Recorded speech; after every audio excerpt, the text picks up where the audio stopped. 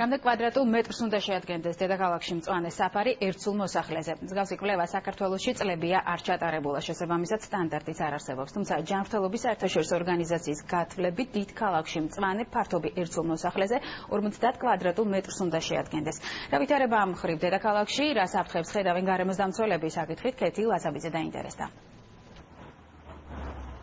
წლების წინ და წლების შემდეგ დედაქალაქის შეცვლილი იერსახე და ტენდენცია, რომელიც წლებისკენ მიდის. ბოლო 20 წლის მანძილზე თბილისში გამწვანებული ტერიტორიები მნიშვნელოვნად შემცირდა. გარემოსდამცველების ინფორმაციით, თუ საბჭოთა პერიოდში ერთ სულ მოსახლეზე მწვანე ფართობით 15 კვადრატულ მეტრს შეადგენდა, 2001 წლის მონაცემებით კოეფიციენტი 5 კვადრატულ მეტრამდეა დაწეული. უახლესი სტატისტიკა კი არ არსებობს. დასავლური სტანდარტები თანამედროვე ცხადია, რომ კიდევ უფრო ეკოლოგიურია, კიდევ უფრო მაღალია ვიდრე საბჭოთა სტანდარტები, თუმცა ერთიანი არ არის სხვა ქვეყანაში სხვადასხვა სტანდარტი მოქმედებს. ერთი სტანდარტი, რაც მაგალითად გამოიყენება, არის ის, რომ ქალაქში მცხოვრებ ადამიანს თავისი სახლიდან 8 წუთზე მეტი არ უნდა ჭირდებოდეს ფეხით, რომ მივიდეს რაღაცა გამწვანებულ ტერიტორიამდე. თბილისში ცხადია, რომ ეს ასე არ არის, ზოგიერთ უბანში ზოგიერთი უბნის მცხოვრებლებს აქვთ ეს ბედნიერება. ეს დედაქალაქის რუკა ადმინისტრაციული საზღვარი 2009 წელს გარეუბნების ხარჯზე გაფართოვდა. გარემოსდამცველები ამბობენ, რომ თბილისი ჟანგბადით სწორედ კოჯრის, წავკისისა და სხვა რაიონების დახმარებით იკვებება. ამ გარეუბნებში კი მათი თქმით, ხეების ჩეხვის თვალსაზრისით საგანგაშო მდგომარეობაა. გარემოსდამცველები მიიჩნევენ, რომ უნდა დადგინდეს სტანდარტი და გამოითვალოს მწვანე ფართობის ზუსტი კოეფიციენტი.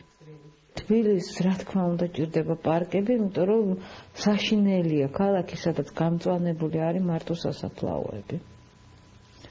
მაგრამ ღმერთმა არ ქნას ყველა პარკი გაქრეს. თბილისელები ამას მაინც და მაინც ვერ იგრძნობენ, იმდენად მცირე არის ამ დონზე ამ პარკების. ჩვენ ძირითადად ხაერით ვიკვებებით გარეუბნებიდან. დღეს რეალური საფრთხეა, რომ ჟანგბადის გარეშე დავრჩეთ, იმიტომ რომ ჩემ თვალწინ იჩეხებოდა ჯანმრთელი ხეები კიკეთში. უნდა იყოს დათვლილი ჯერ რა არის ზუსტად ხე სულ მოსახლეზე არსებული მდგომარეობა. შემდეგ ალბათ შესაბამისი კვლევა ჩატარდეს, უნდა რის შედეგადაც დადგინდეს რამდენია საჭირო, ან არის თუ არა. მეორე საკითხი, რამდენად სადღაც წავკისის ბოლოში არსებული ტყის საფარს რამდენად ეხმარება თბილისის ცენტრში არსებული, ესაც კვლევის საგანი უნდა იყოს. გარემოსდაცვის სამინისტროში ამბობენ, რომ დედაქალაქში კვლევის ჩატარება და სტანდარტის დადგენა ერთ სულ მოსახლეზე თუ რამდენ კვადრატულ მეტრ მწვანე საფარს უნდა შეადგენდეს მერიის კომპეტენციაა. თუმცა ნათია იორდანიშვილის თქმით, უწყება მზადაა ამ პროცესში ჩაერთოს. ის ქრონიკასთან საერთაშორისო სტანდარტზეც ამახვილებს ყურადღებას. დღეს მდგომარეობის თვალსაჩინოა ის, რომ მნიშვნელოვნად დაბლა იქნება ეს კოეფიციენტი ჩამოსული მიმდინარე ინფრასტრუქტურული პროექტების ფონზე.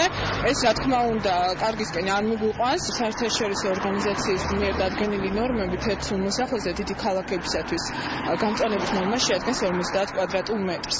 ანუ ეს ნიშნავს იმას, რომ ჯანმრთელობის თვალსაზრისით ცუდია ის ქალაქი, სადაც მწვანე საფარი ტერიტორიის 10%-ზე ნაკლებია.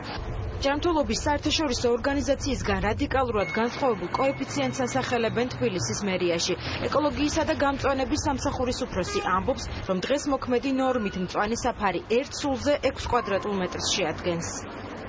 იმისთვის რომ ჩვენ ეს სტანდარტი გავზარდოთ, საჭიროა რომ მწვანე საფარის რაოდენობა გაიზარდოს როგორც ქალაქში, ასევე ქალაქის შემოგარენში და ჩვენ ამ მიმართულებით ძალიან აქტიურად მუშაობთ. ამის გარდა სხვა პრობლემები არსებობს საკმაოდ სერიოზული. ყველაზე მძიმე ფაქტორი, რაც ჩვენ ქალაქში დღესმის ცუდ მდგომარეობით გამოსაკუთრებს ეს ავტომობილური ტრანსპორტი. სუფთა ჰაერის ერთ-ერთი მთავარი ფაქტორი კარგი გამწვანებაა. დღეს თბილისში მცხოვრები მოსახლეობის რაოდენობასთან შედარებით მწვანე საფარის ფართობი მცირეა.